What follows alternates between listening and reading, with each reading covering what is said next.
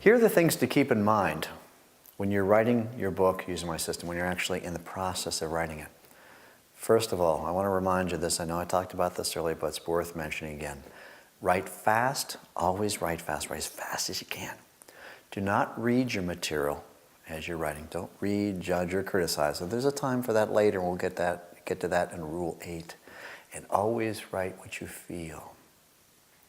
Now, second thing I want you to keep in mind. When you finish a writing session, always finish a writing session in the midst of a chapter or a section. Do not end a writing session at the end of a chapter or the end of a section. Simple reason. It's too hard to pick back up when you begin writing the next session. Always end a writing session in the midst of a chapter or a section. And then all you have to do when you come back to your writing for the next session is recopy. Recopy. Verbatim. Recopy the last 3 or 4 lines that you wrote, and it'll tune you right back into where you left off in the most recent session. Next, when you're writing, the most important thing to keep in mind about writing as a whole, when you are writing, is to always adhere to the flow. A book is like a river. If you got in a raft or a canoe with no paddles and just sat in a river, the river would take you where you needed to go or where it wanted you to go. A book is the exact same way. When you get in the midst of writing a book, it takes you where it is that you need to go, where it wants you to go. You see, a book really writes itself. We're just here to be a part of the physical, mental, emotional, and spiritual process.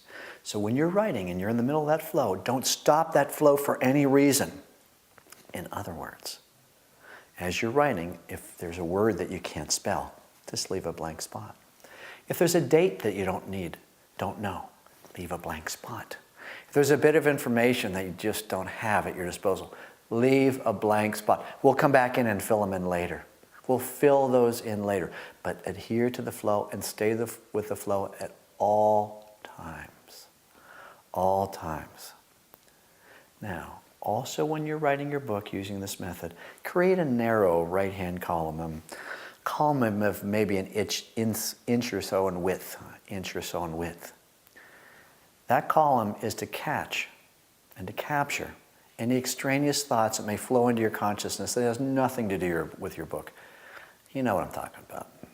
You've all been writing in the past where ideas come into your mind or thoughts come into your mind like you should pay the gas bill, don't forget to buy strawberries at the market, your mother's birthday is in 3 weeks. Those left brain thoughts will appear. If we don't adhere to them, if we don't express them, what will happen is they'll become obsessive to the point they start to yell too loud. And we'll no longer be able to hear our writing. So when you get one of those thoughts, buy green beans at the market, pay a certain bill, don't forget so-and-so's birthday, write it down. But just write it in that right-hand column. Just write it in that right-hand column. Last thing to remember. I know I'm having a difficult time sharing this with you because I know you don't want to hear this, but on your first book using this system, don't do any voluntary reading. In other words, if you have to read for work, fine. If you have to read for a class you're taking, fine. But don't do any outside reading other than that. The reason is this. To be a successful writer long term, we have to bring into play both our conscious minds, our left brains, our logical minds, and our creative to work together. Now, your logical mind is in charge of protecting you from anything that could potentially hurt you in any way, shape, or form. And it equates safety with familiarity. I want to repeat that. It equates safety with familiarity. Now, there's one part of you that it doesn't know very well. The part that it doesn't know of you very well is your creative, expressive side. So it has a tendency to reject it. So that first month or 3 weeks or 2 weeks, whatever it is that it takes for you to write your first book using this method, the only creative voice I want you to hear is your own. So your left brain can finally equate a familiarity with the heart-spoken voice of your writing, and so it no longer rejects it, but it accepts it as a safe place to be.